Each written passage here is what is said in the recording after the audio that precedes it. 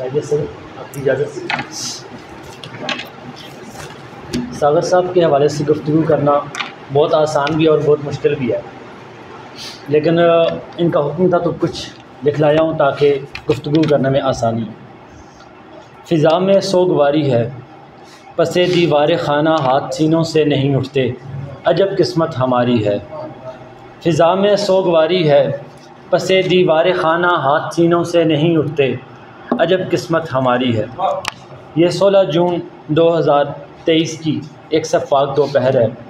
आज भी जुमा है और इस दिन भी जुमा था। नमाज के बाद प्रोफेसर वहीद कुरैशी साहब का एक मैसेज मौसूल होता है जो 6 अल्फाज के ऊपर मुश्तमिल था। रियाज सागर साहब इंतकाल कर गए।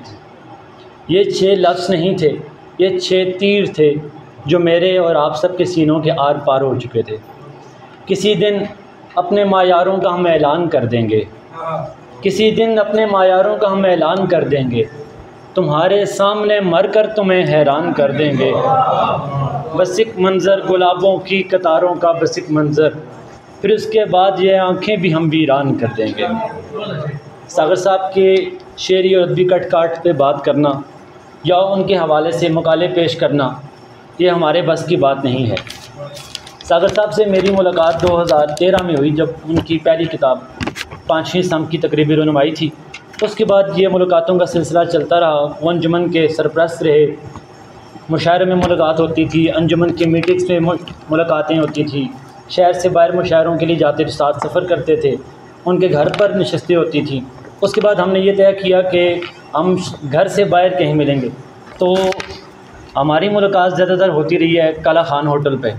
और मुझे नहीं याद पड़ता कि आखिरी 7-8 सालों में कोई हफ़्ता या इतवार ऐसा गुजरा हो कि मैं सागर साहब से ना मिला हूँ। और ये मुलाकातें 2 या 3 घंटे तक तवील होती थी। सागर साहब वक्त के बहुत पाबंद थे, दराज कद थे, खुश लिबास थे, खुशगवार मूड में खुशगवार गपशप लगाने वाले शख्स थे। हम क्या थे? हम कुछ भी नहीं थे, लेकिन उनके साथ बैठकर हमें अपना आप मोतबर महसूस होता था।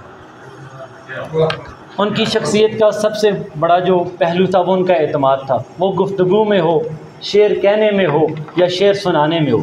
सागर साहब से मैंने और मुझ जैसे बहुत से लोगों ने लफ्ज़ सीखे हैं, लफ्ज़ों की तहज़ीब सीखी है, शेर कहना सीखा है, शेर पढ़ना सीखा है, शेर का लुत्फ़ लेना सीखा है और शेर के साथ ज़िंदा रहना सीखा है। मेरी दानिश में कोई और इतना पढ़ा लिखा शायर मैंने नहीं देखा। वो मेरी उम्र भी उस्ताद के मुकाबले में कम है, मेरा मुताला भी कम है, लेकिन मैंने उन जैसा मुताला किसी और शख्स का नहीं देखा। सागर साहब का मुताला लामहदूद था।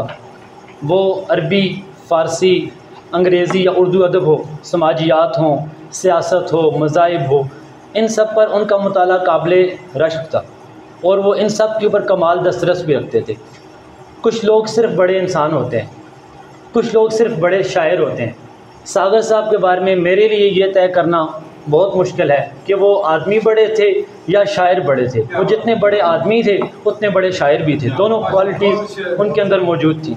उर्दू नज़्म को, उर्दू गज़ल को जिस जायके से सागर साहब ने मुतारफ़ करवाया है, वो जायका आप और मैं उनके अशार पढ़ते हुए अपने लबों पर आज भी महसूस करते हैं। उनकी शेरी फ़िज़ा अपनी है, उनके इस्तिआरे अपने हैं।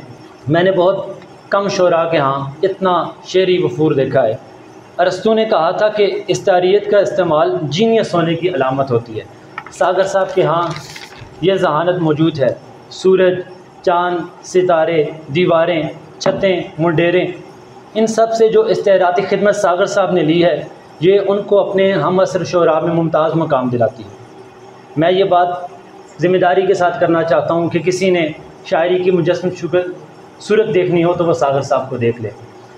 सागर साहब ने उर्दू गज़ल को मालामाल कर दिया है।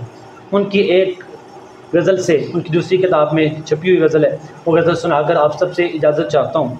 गज़ल से पहले ये कहना अपना फ़र्ज़ समझता हूँ कि सागर साहब हमारे दरमियान नहीं हैं, लेकिन वो हमारे दरमियान मौजूद हैं। जब तक मैं ज़िंदा हूँ, जब तक आप ज़िंदा हैं, जब तक उर्दू ज़ुबान ज़िंदा है, जब तक ये हज़ारा ज़िंदा है, सागर साहब अपने गरजदार लहजे में हमें शेर सुनाते रहेंगे और गरजदार लहजे में हमारे शेरों पर वाह वाह करते रहेंगे। सागर साहब की गज़ल के साथ इजाज़त चाहता हूँ। ऐसा नहीं कि ऐ दे ख़ज़ानी में मर गए, ऐसा नहीं कि ऐहद ख़ज़ानी में मर गए, हम तो गुलों की शोला फ़िशानी में मर गए। ऐसा नहीं कि ऐहद ख़ज़ानी में मर गए, हम तो गुलों की शोला फ़िशानी में मर गए। बचपन तलाश नानो नमक में गुज़र गया, बचपन तलाश नानो नमक में गुज़र गया, और जब हुए जवान तो जवानी में मर गए। बचपन तलाश नानो नमक में गुज़र गया, और जब हुए जवान तो जवानी में मर गए। ख़बरें छपी न आया कोई बहरे ताज़ियत, ख़बरें छपी न आया कोई बहरे ताज़ियत, बस लोग अपनी अपनी कहानी में मर गए। ख़बरें छपी न आया कोई बहरे ताज़ियत, बस लोग अपनी अपनी कहानी में मर गए। यूँ तो उड़ाए फिरती रही एक बाद दश्त, यूँ तो उड़ाए फिरती रही एक बाद दश्त, लेकिन हम आप जू की रवानी में मर गए। हरफ़े अतश सजा के लबों पर रियाज हम, दरिया बदन पे ओढ़ के पानी में मर गए। ऐसा नहीं कि ऐहद ख़ज़ानी में मर गए, हम तो गुलों की शोला फ़िशानी में मर गए।